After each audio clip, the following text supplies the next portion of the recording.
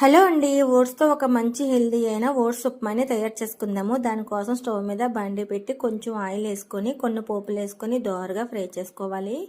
సన్నగా కట్ చేసుకున్న ఉల్లిపాయ ముక్కలు, పచ్చిమిరపకాయలు, క్యారెట్, క్యాప్సికమ్, గ్రీన్ బఠానీ, సన్నగా కట్ చేసుకున్న టమాటా ముక్కలు వేసుకొని కొంచెం బాగా ఫ్రై చేసుకోవాలి.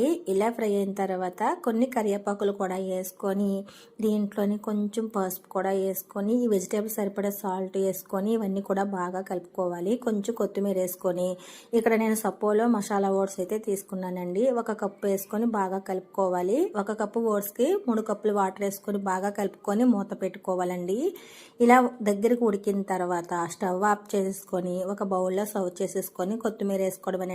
అంతేనండి, చాలా ఈజీగా ఎంతో హెల్దీగా ఓట్స్ ఉప్మా తయారైపోయిందండి. వెయిట్ లాస్ అవ్వాలనుకున్న వాళ్ళైతే ఖచ్చితంగా ఈ విధంగా ట్రై చేయండి, చాలా బాగుంటుంది. ఓకే ఫ్రెండ్స్, వీడియో నచ్చితే లైక్